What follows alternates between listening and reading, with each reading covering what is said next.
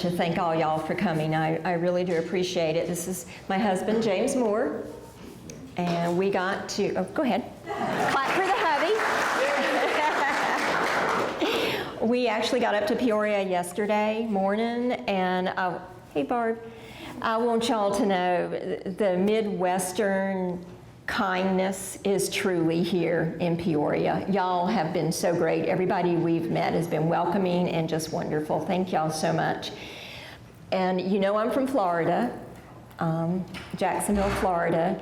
Y'all, who here has heard of the Shelton Gang? Let's just start. Makes my job so much easier. I had never heard of the Shelton Gang until a few years ago. My dad was little Carl Shelton, the youngest member of the Shelton Gang. He was named after his great uncle Carl. His brother was named after Earl, Big Earl, their great uncle Earl. Well, my great uncle Earl. He raised me in Jacksonville, Florida. After the Sheltons fled Illinois in 1951, that was where they moved. Later he met my mom, they married, and I was born in 1960. It was never allowed to be discussed in our house anything about my dad's past. That was absolutely never talked about, never questioned. Once as a small child, just kind of rummaging through stuff I shouldn't have been in, I ran across excuse me, a picture of this little girl, and she just looked like a princess to me. She was wearing a party dress, and she had on white anklet socks, black patent leather shoes, and she was standing up and just looked so happy. And I thought, this little girl must be a princess. And so I went to my mom and I said, who is this little girl? And my mom was not happy at all that I had found that picture, and she actually snatched it from my fingers. She said, that's your daddy's first daughter. And that subject was never brought up again. Life went on, you know, and I grew up. I eventually did look for my sister, and I'll get to that a little bit later, but I was raised as a total tomboy, riding motorcycles, shooting guns. There were always guns in the Shelton houses. No lack of guns or cash. Of course, since then I have found out a few things as to why.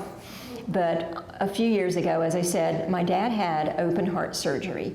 It was actually in 2003, and it went very badly for him. They almost lost him on the table.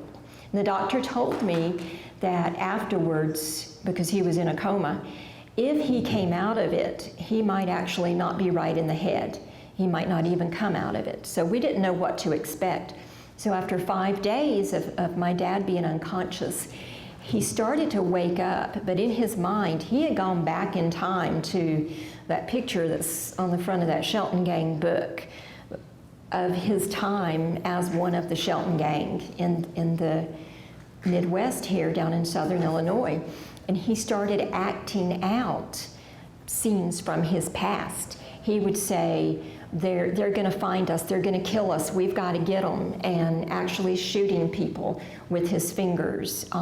He was counting money. My dad would love to lick his finger to count anything, and he was counting out stacks of money and stacking them up and tying them, and just very odd behavior. I contributed it to the anesthesia and the problems he was having. As he became more lucid, though, he started telling me stories from a past life that could not have been my dad's. There was no way. My dad was a carpenter. You know, we lived in Jacksonville, Florida. That was it. The greatest thing my dad ever did was hauling a bunch of us screaming teenagers to the football games. You know, that was who my dad was. And he started telling me about growing up in a place in the Midwest and working for his uncles, and at one point he really wanted me to understand that this was his past, and he actually said, no, you have to listen. And this was when he was telling me about Big Carl Shelton being gunned down in Pond Creek in Wayne County, Illinois. And it was that moment in time that I realized my dad was telling me about his past. This was my dad's past, and I wanted to grab onto every word he said, because I never had any, this is what happened when I was a kid type stories from my dad growing up. And that's what I did. I started listening to every story. I would take my notebook after he got home, and I'd go out to help take care of him. I took my notebook out every day, my voice recorder. Every day he had another story to tell me. Some were funny, some were just sweet stories, and some were tragic. But I wanted to make sure I got down every word. Well, I wanted to see where my family was from. I wanted to see this place in southern Illinois that my dad had told me about. So I finally talked him into going with James and myself and our youngest daughter that was still at home, going out to where he was from, Wayne County. I got a video that SIU had produced, and it was about the different gangs. My phone goes off all the time, so y'all don't worry about that. It was about the different gangs, and it was about Charlie Berger mostly, and I showed it to my dad, and it kind of took him back in time, and he was ready. He wanted to go. So we headed back for us, our first time to Wayne County. And I find it kind of funny that as we pulled into Fairfield, we were in a Suburban, and my dad leans up to James as he's driving, and he says, I'm gonna have to check in at the sheriff's office. And that's how I looked. I was like, what have I gotten into? And we did. James found the sheriff's office, and we drove in, and Pop and I, we call my dad Pop. Pop and I got out, and we walked into the office, and it was about 9 o'clock at night, and there was a young deputy sitting there behind the desk, and my dad walks up and he says, "Hi there, I'm Carl Shelton." That poor young man about fell backwards out of his chair. His eyes were this big, and my dad proceeded to say, "I'm not here to cause any trouble. I don't want any problems," and I'm going. So the deputy was very kind, told us where we should stay, where was a nice hotel, and we went on that night and stayed. And the next morning we had what my dad called business to take care of, transferring oil wells to my name. Another thing I didn't know about, my dad had oil wells. So we ran around and took care of the business, and at some point my dad wanted to see an old friend of his, Tom Matthews, who owned and ran the newspaper there, Wayne County Press. So we went to the newspaper office. Well, Tom had long since retired, and his son, Tom Jr., now ran the newspaper. Well, the next thing I knew, we were sitting on a couch. Tom was taking our picture. My dad's just babbling on, and I kept saying, "Pop, do you know what you're doing? Pop, you're telling him everything. Pop, you're talking." Well, later we went on out to see Pond Creek, where my dad had grown up, and we got back to town in time. My daughter had an interest in the newspaper, and she wanted to see the printing presses. So we got back in time for her to see the newspapers being printed up. And the next thing I know, my dad is sitting at a table similar to one of these. People are bringing in newspapers and books, standing in line out the door getting his autograph. And I'm just totally blown away. So we're just kind of, taking in everything that's happening. Every person that came in that office that day had what I called a good Shelton story to tell. They would stop and talk to James and tell how their dad was out of work, and the Sheltons brought them coal in the winter because it was cold, and brought them food, and one man was taken to work every day for a year because he didn't have a car. Just nice family stories. And I thought, well, maybe these Sheltons aren't so bad after all. After we got home, we stayed in town that day and went back to the hotel that night. The next morning I went out first to get coffee. If any of y'all have seen my Facebook post, y'all understand how important this is to me. So I came back with the coffees for us, and James opened the door and he said, "We're leaving, we're going home." And I'm like, "What do you mean we're going home? We've been here, 1 day." He said, "Your dad's ready to go." And my dad had woke up and was totally freaked out. He was back in Fairfield, and everybody knew it. And now he realized it, and he was leaving. So I did get him to stay for an hour so we could go to the museum, the Hannah House Museum. If any of y'all are ever in Fairfield, they have a Shelton display in there. So we got to go see that, and then we hit the road. So the next spring, actually, James and our daughter and I got to go back, and we loved it. But after we got back to town, I got to thinking about those good Shelton stories that everybody came in telling us, and I wanted to hear more. So I called Tommy at the newspaper and asked him to run an ad. I put ads out there on the internet, and I started receiving answers. I started getting stories from people, wonderful stories of how different members of my family helped them and their families. And I would take these letters out, or emails or whatever they were, and share them with my dad. Sometimes he remembered the people, the families, at least the area, and that brought a lot of pleasure to him. He passed away a few years ago, and that was when I really delved into the research for the book. So in the book, it is not just the good stories. Those would have covered a small pamphlet if I had published only them. I tell everything that I found out. A lot of it was very hard for me to write, but I've got it in there. And that was how I've been asked, how could I possibly have written the book after finding out who my dad really was? That was how I worked through it. That's how I've worked through everything, through my whole life. I've said, put it on paper. I've always written, and so that just made things easier for me to deal with and to work through. And then some of y'all know John Musgrave from his other publications at illinoishistory.com, and he contacted me and offered to publish my book. So he was the one who told me I should put my story in the book, because he said that my journey of discovery, it's been called, actually is the bookends, because this is why I'm here, because I found out, about my dad. So I try to take y'all along with me as I've made these discoveries. One of the most difficult things for me, I had a post office box set up because at that point in time, there's still that Shelton fear, and I wouldn't let anybody know our address in Jacksonville, so I would get all my Shelton mail at the post office. And I was researching my grandmother's death, my dad's mother, Lily.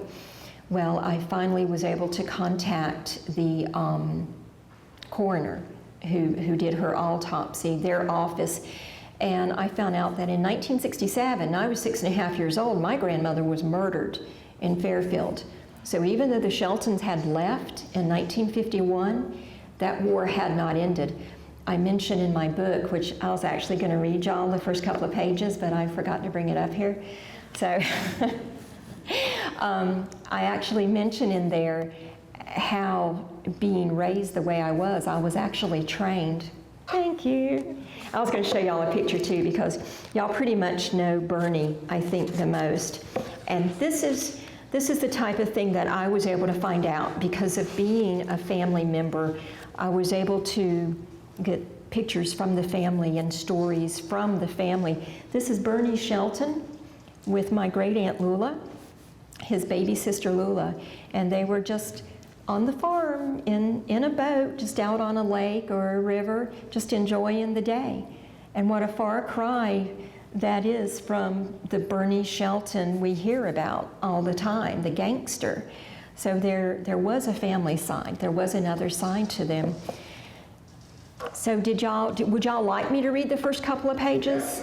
Okay, that'll help. Okay, and remember this was my dad. This is chapter 1, the big reveal. I've been kidnapped. Pop's voice was low and raspy. They've got me tied up. I'm on a dock. You've got to come and get me. This was the voice on the other end of the phone every night after I got home from a long, exhausting day sitting at my dad's bedside in the hospital. As soon as I got in my house, the phone would ring and the nurse would say, "You have to try and calm your dad down." The nurse put the phone to his ear, and the same conversation was repeated night after night. I would watch the sunrise in my rearview mirror as I drove away from my home on Black Hammock Island in Jacksonville on Florida's Atlantic coast every morning. Scenes of orange and yellow filled the sky with a peaceful, calming feeling. But what I was headed for had no peacefulness or calmness about it.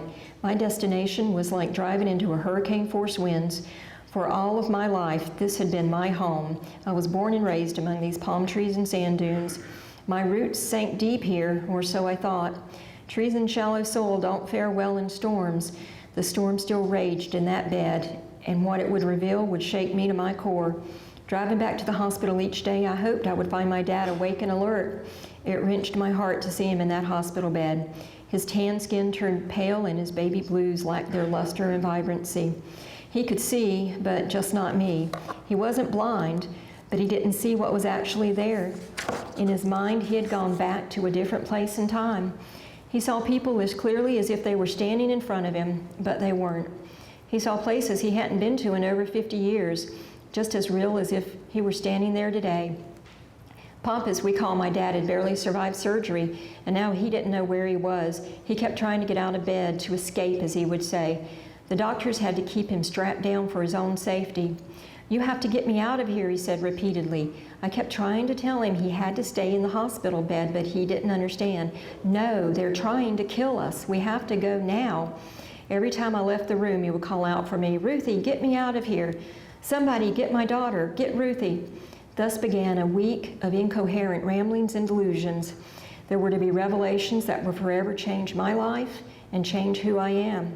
These unexpected disclosures would answer questions about my own life that I had long since given up on ever knowing the truth about.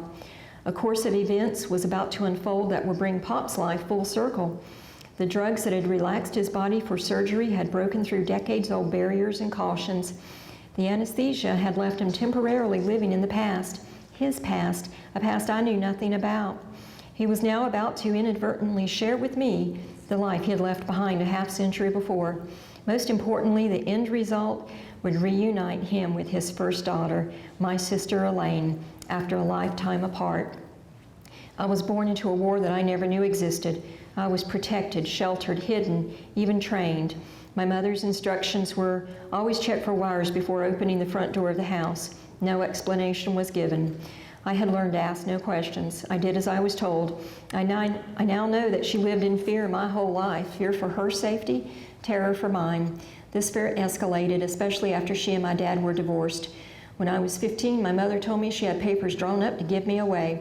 It didn't seem to me that it mattered where I was sent as long as it was away, and I didn't know why, but it never happened. My dad stepped in and made sure that I was okay.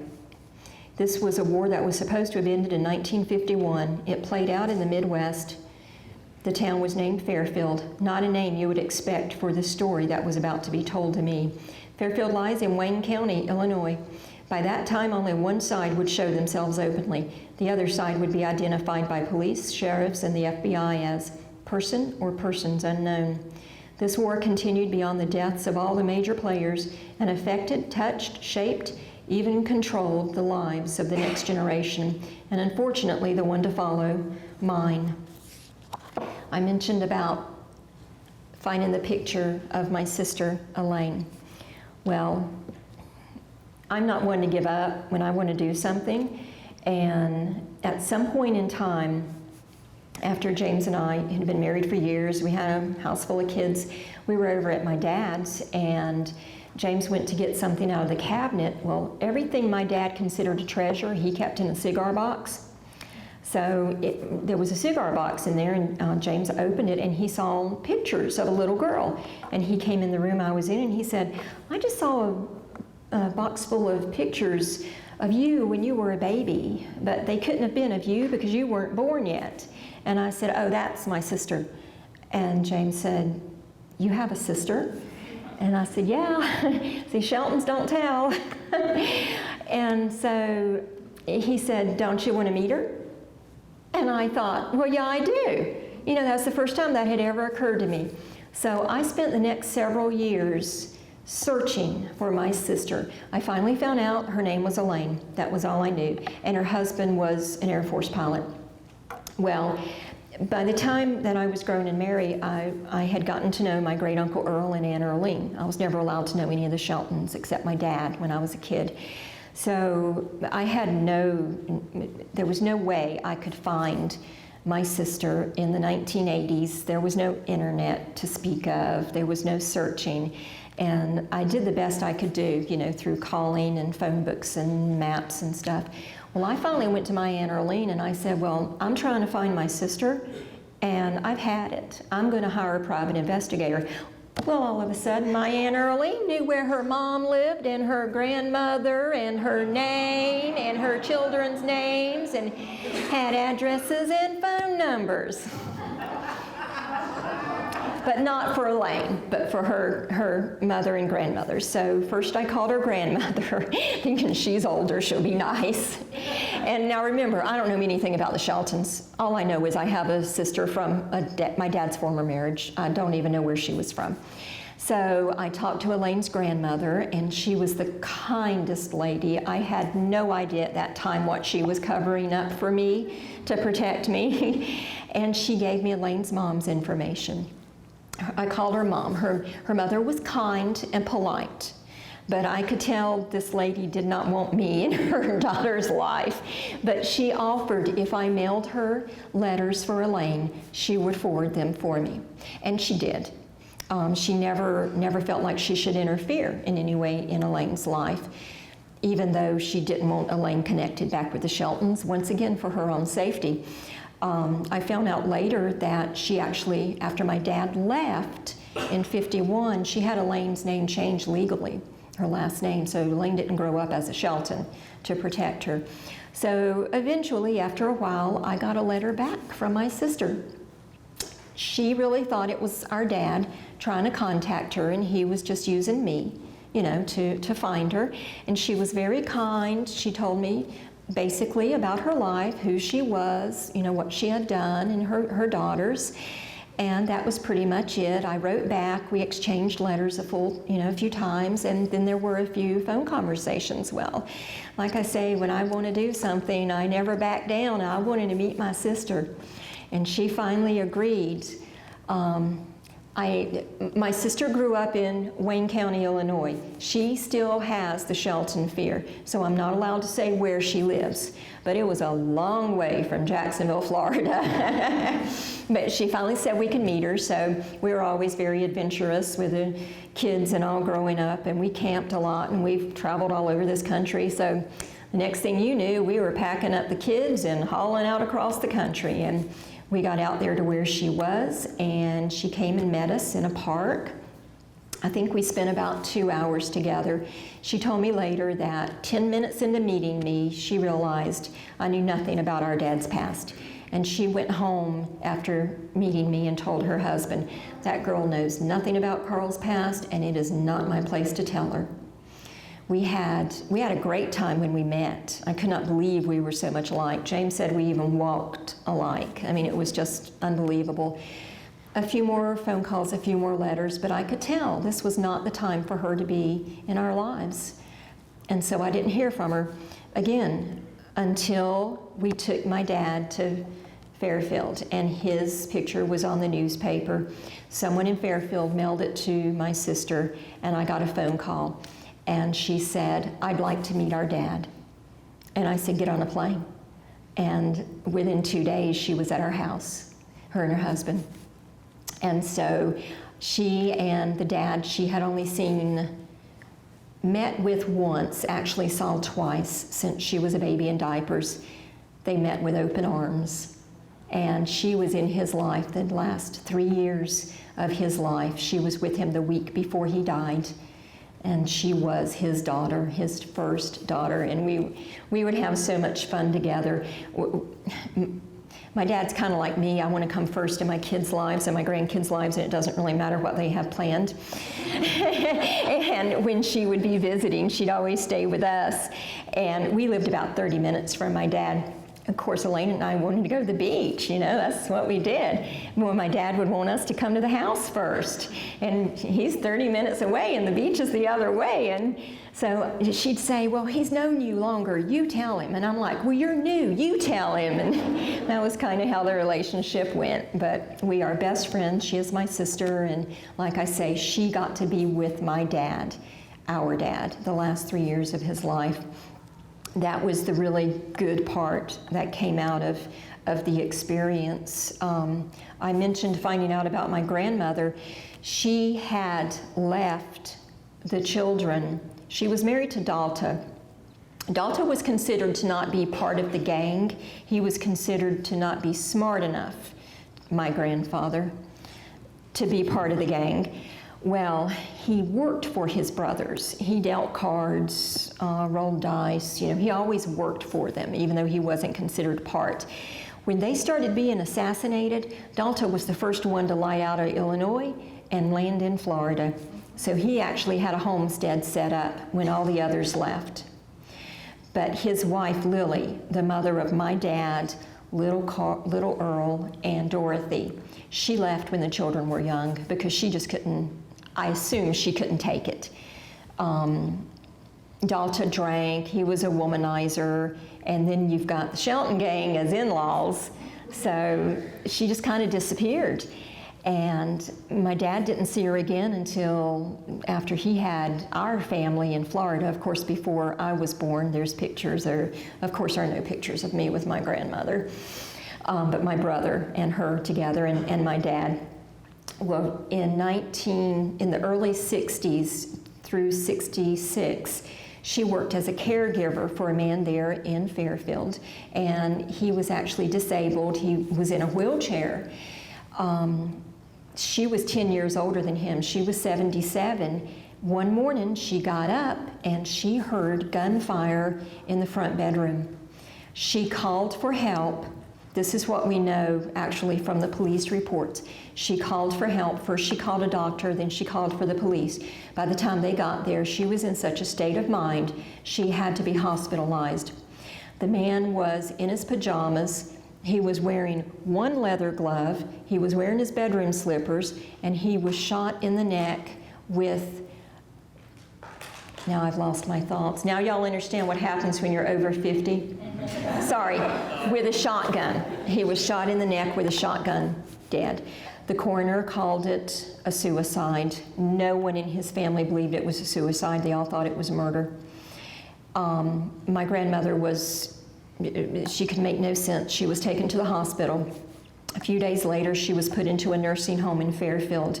She was in there for a few days, and then she had to be rushed back to the hospital where she died. Between the time that little Earl was contacted and he tried to get up there to see her, she was dead. When I got the coroner's report, she had 9 ounces of, again with the brain, the stuff they used to burn, they make antifreeze out of it now. They used to use it in the lanterns to burn the fires. I'll come up with the word in a minute. It's the 55-year-old brain. Not the kerosene, the methyl alcohol. She had 9 ounces. A 77-year-old woman in a nursing home cannot get out of the bed. She has 9 ounces of methyl alcohol in her stomach. The death was ruled unknown. Yeah, that one, when I opened that envelope, when I got it out of the post office and sat in my car and opened the envelope to see what I had received, I got sick. I got physically ill. My daughters told me I was not allowed anymore to open mail at the post office. I had to wait till I got home. These are just some of the things that I've discovered about my family. Y'all know Bernie had the tavern here, the Parkway Tavern, and he was murdered outside of it, and he's buried here. I've been able to be there and to see the graveside there. Big Carl is buried in Fairfield. When they left, of course, Uncle Roy, he worked for the brothers off and on, but he went to jail early for stealing cars. He just couldn't quite ever resist taking other people's cars. So he spent a lot of time in prison for car thievery. But he did work for his brothers also. We know that because there's reports where he was arrested running the booze in. They ran the booze in from the islands into Matanzas Bay down in St. Augustine, up through Jacksonville and on out through into the Midwest. My great-grandfather, Benjamin Mar Shelton, who raised these boys, he tried to raise them to be good God-fearing men. Didn't work out so well. He even made Uncle Carl play the piano in the church on Sundays. Didn't help much. He is buried there in Fairfield in the Maple Hill Cemetery. His wife, Agnes, my great-grandmother, could not be buried there because when she died in the late 50s, I believe 59, the family was already in Florida and they couldn't even bring her body back to be buried. So she's buried alone in Jacksonville, Florida. My sister grew up in Fairfield under a different name. She did not see her dad, our dad, Carl, until she was 16 years old when our grandmother was murdered, and my dad went back to arrange for the funeral.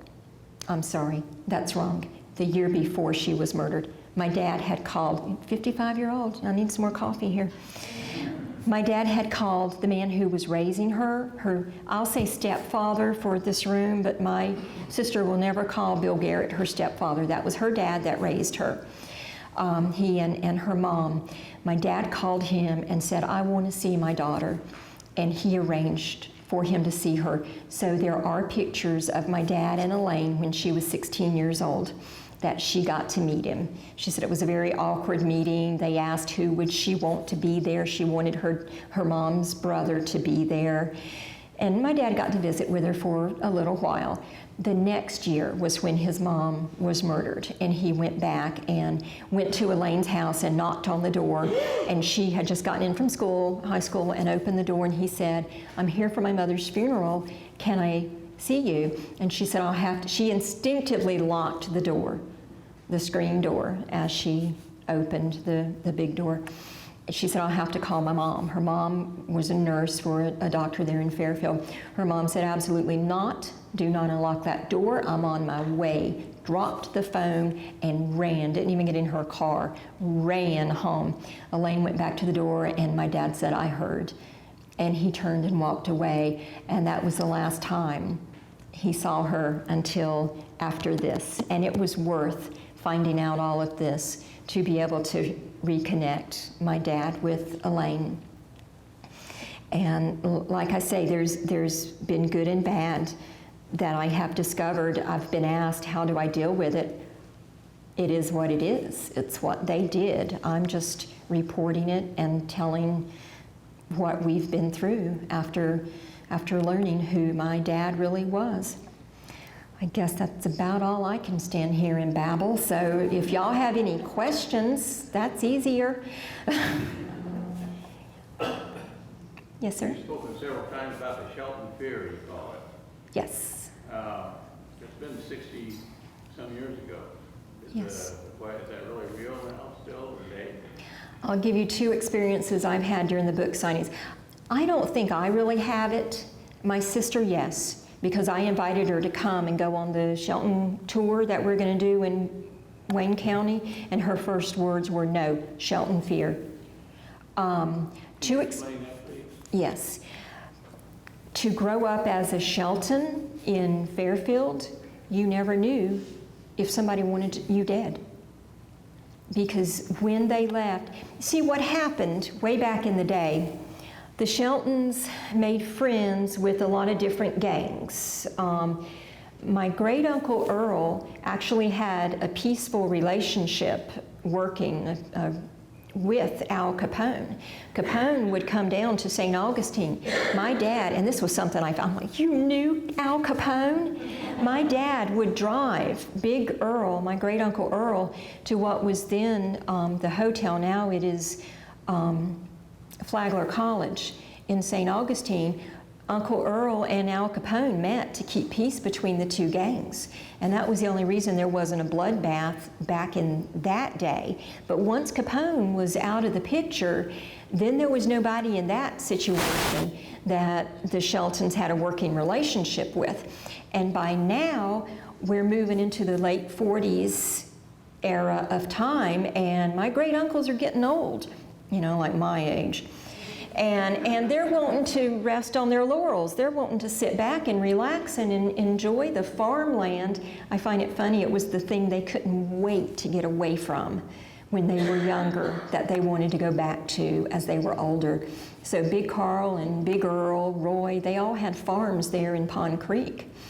And so they felt they were safe When they were in Pond Creek, that was their land, that was their territory. They felt they were safe, and that was their downfall.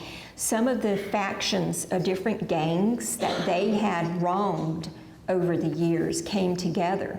Buster Wortman leading them, leader of the pack there. They came together and they put out a hit on the Sheltons. First it was $10,000 a head to be brought in when nobody could get near them. So then the hit changed. It was $20,000 a head for every member of the Shelton gang to be murdered. And that was when they started being assassinated. And Big Carl was first in 47, and Bernie was murdered here, my great Uncle Bernie. Uncle Roy was shot off a tractor in Pond Creek Bottoms, so it showed right there nobody was safe. My great Aunt Lula, I showed you all the pictures, she was the youngest one. She was married to Guy Pennington, and they were just grocery shopping in Fairfield. And Charlie Harris pulled up to them, got out of the car, and riddled them with bullets. And as a matter of fact, the night that the Sheltons left, Aunt Lula was still in the hospital. I spoke with the niece of the lady that was in the hospital room with her, and she said that during the night, 2 Shelton men came into the room, told her aunt to turn towards the wall, cover her head with a pillow, and never repeat what she was about to hear. And that was what she did. Aunt Lula was taken out through a window, and that was when the Sheltons left town to go to Florida, because they didn't want anybody to know when they were leaving, because they didn't want to be followed. There was a point in time that I tell about in the book when the Sheltons talked with Elaine's mother, my dad's ex-wife, and said, okay, we're leaving. You know, this was right then. Get ready, we're taking you with us. And she said no. They were bringing her and Elaine for their protection. And Elaine's mom, Dorothy, said, no, I haven't done anything wrong. I'm not leaving my home.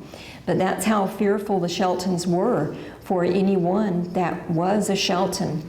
So everybody that was closely related to my family left. But do you think that vendetta is still active? I don't think so. Like I was saying, two experiences I've had with doing the book signings, I've actually taken a step back. One lady came in and she was mistaken because my family didn't kill her aunt. It was Charlie Harris that killed her aunt, but you know, you're not going to argue with people. And I had just gotten my book set up, kind of like they're back there, and I hadn't even sat down, and she walked in the front door to the store and walked straight up to me and looked at me and said, your uncle's killed my aunt. And I said, I'm sorry. You know, but I did. I took a step back because you don't know what's coming out of that big bag she's got. She ended up buying all of my books, but still. But when she told me the name of her aunt, I'm thinking, no, they didn't. It was Charlie Harris. But like I say, if she read my book, she found it out. But the other one that happened, and this really made me sad, I was at a book signing down southern Illinois somewhere, and a man came up to me and he said, I've been looking for your family for years. And I said, okay. And he told me what happened. His grandfather was murdered, was killed during the KKK shootings that the Sheltons and Berger came together to run the KKK out of southern Illinois. Well, his grandfather somehow got caught in the fray and was shot by, he said, one of the Sheltons. And his grandmother had his father, a baby, in her arms and ran out to help her husband. And she got shot in the leg. So his dad grew up without a dad because of the war. And, you know, I feel so bad about these things, but it was before me, you know, it was, and I told him I felt so bad. And he told me, he said, I just wanted to find someone in your family and tell them that and see what you looked like. And, you know, I've had stories like that, and I am truly sorry for the things my family did, but it's what they did. And he was born in 1924, Carterville, Illinois. The Sheltons were working in the mines during that day. And then, of course, they moved, you know, back from, well, the main part of the family still lived in Pond Creek and Fairfield there. Was he active in the vice in Peoria? The Vices in Peoria? he ran The vice? payrolls and, you know, the take and whatever, whether it was the booze or whatever they were selling today, my dad ran it, yes. So, yes, ma'am. Is it true that the Sheltons fashioned a tank-type vehicle? Yes. From the tank of a truck? Yes. To get around in? That was during the Charlie Berger War days because, and it's in my book, but I can't remember now who got a tank first, but they both ended up with tanks, and that's what they did. They took one of their trucks and had it armored, and Charlie Berger did pretty much the same thing, turned something into a tank, and they would, you know, and these things would go like all of 3 miles an hour. And they had the little portholes, you know, on the back so the men could sit back there with their guns. And they would roll up and down Highway 13 looking for each other just to shoot at each other.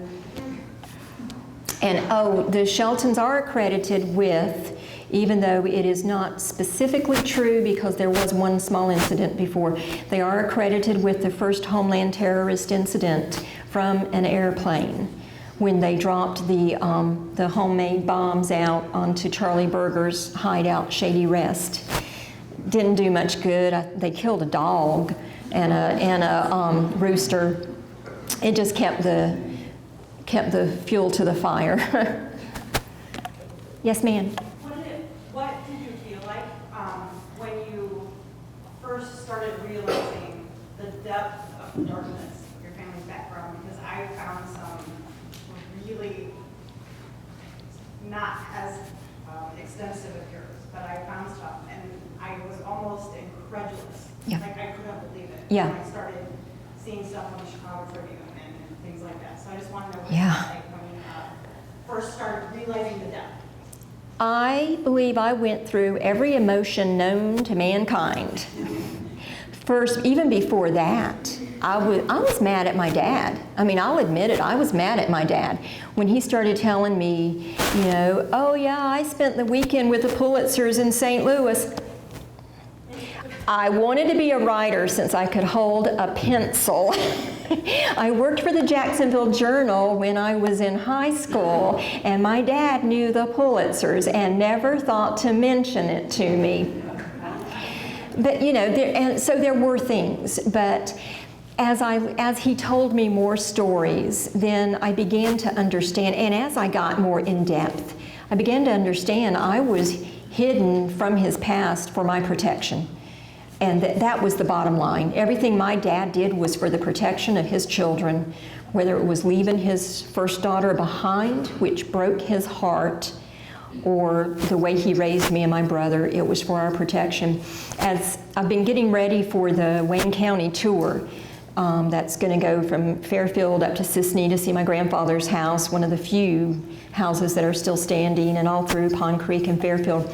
So I've been going back over this book just to, you know, put times and places and names together for the tour. John Musgrave and I both are going to be tour guides. And as I've been going back over this book, I don't know who the person was that wrote this book. I was so angry. There was a lot of anger in me, just, and finding out things that my grandmother was murdered in 1967, you know, and I never got to meet her. Just things that I really had to work through. And I really believe now, I can look at it now from a distance. This is what it was, this is what they did, and this is me. This is what I'm doing. This is who I am. And it doesn't affect me now like it did. The book's been out for just over 2 years now, so it's taken me a while to get to this point. Go ahead. Follow-up. Were different family members against you writing the book? Absolutely. Not my family. Family?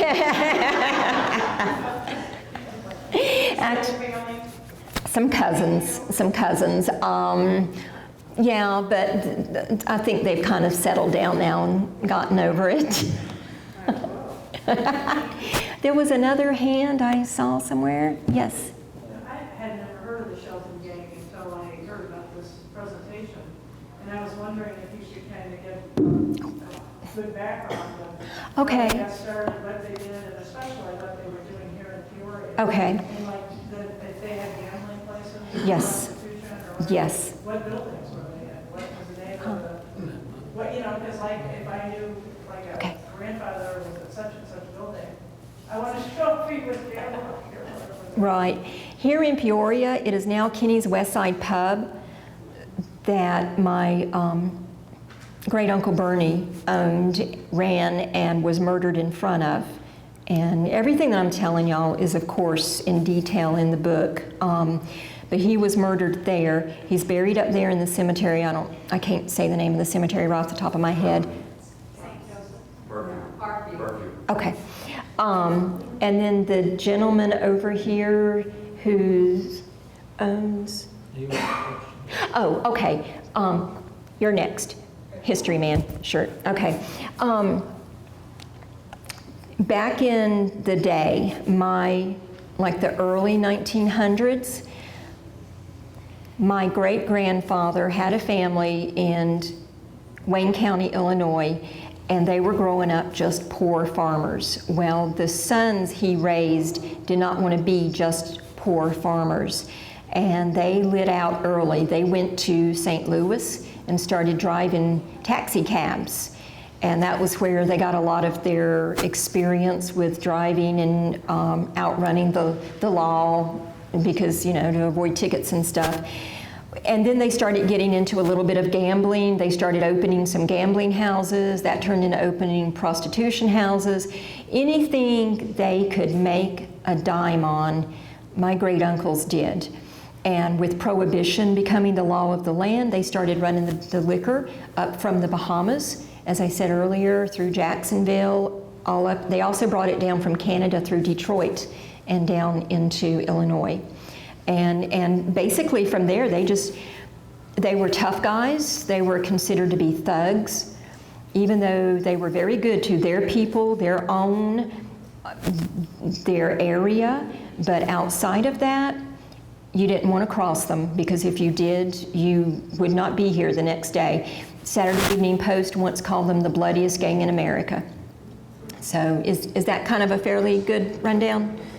Is that, okay. Yes, sir, history.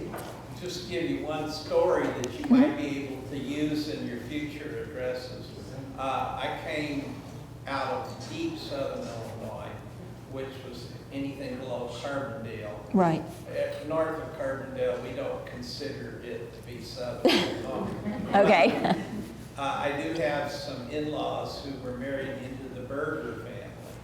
And my mother, in order to tell a story to a 16-year-old boy, which I was, and inform him for the first time she had a past life before she met my father. She was divorced from another man, and she was sitting in Heron, Illinois, at a nice restaurant with glass windows all along the front, so that people on the sidewalk or people driving by could see all the diners in the nice restaurant. And she was sitting with her first husband on their very first date.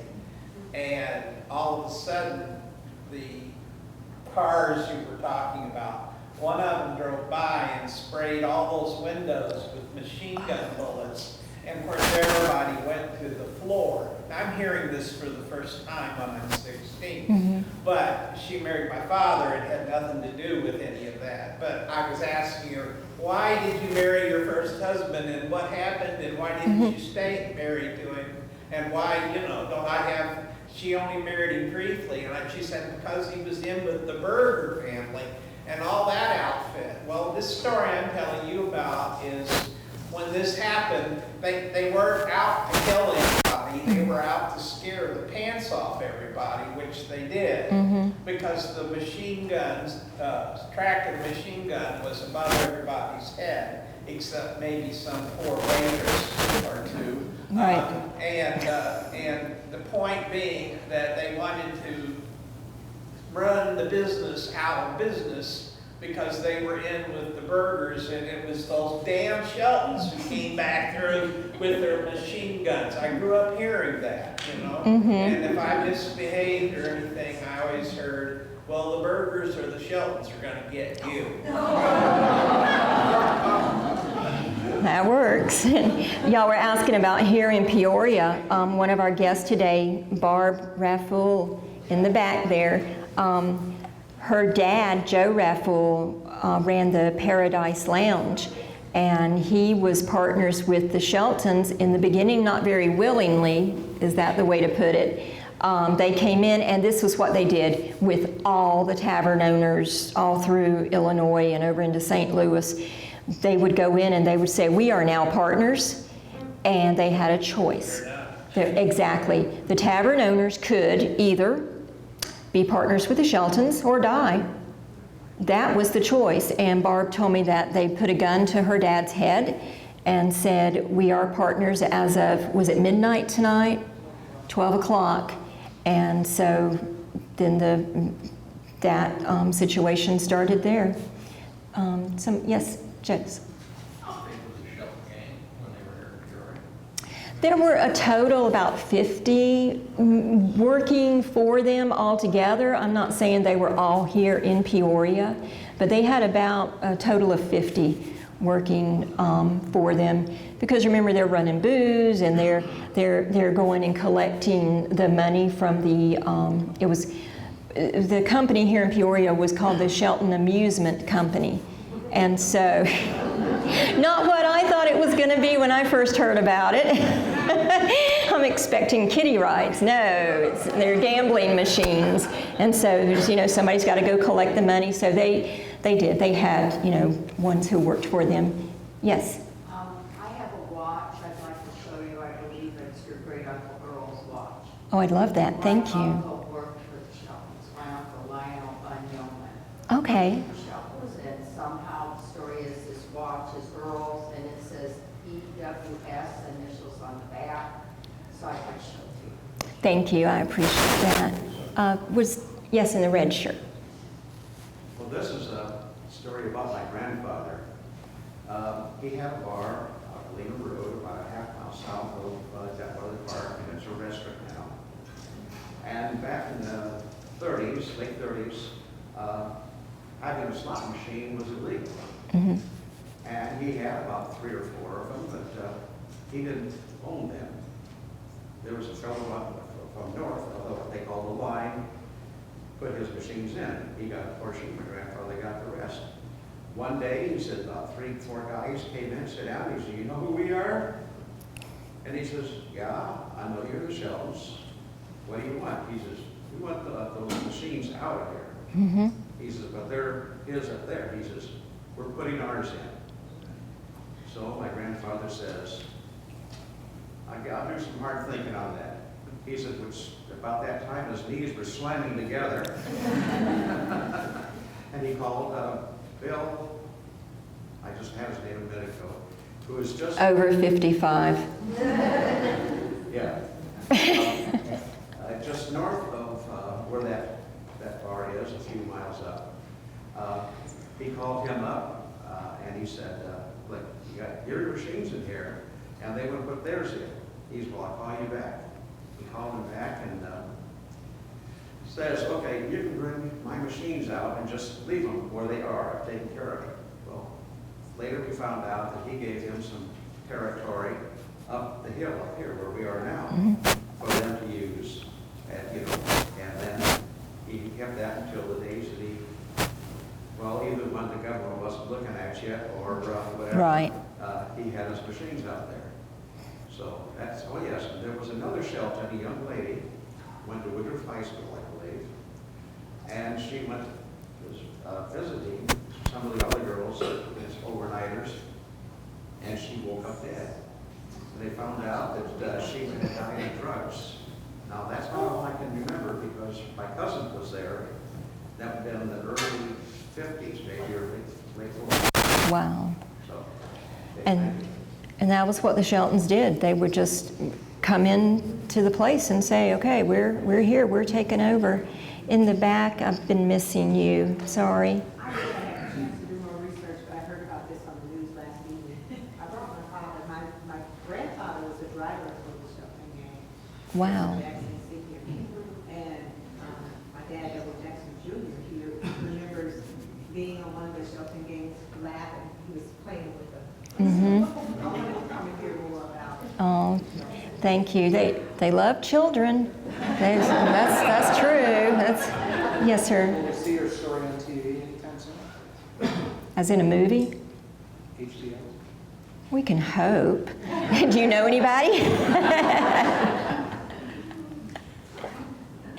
Somebody mentioned Woodruff, which Woodruff was the mayor of Peoria, but I was wondering if were the Sheltons here running Peoria basically at the same time as Woodruff was the mayor? Or do you know? I don't, I'd have to look at the dates. I don't know. People, Barb knows.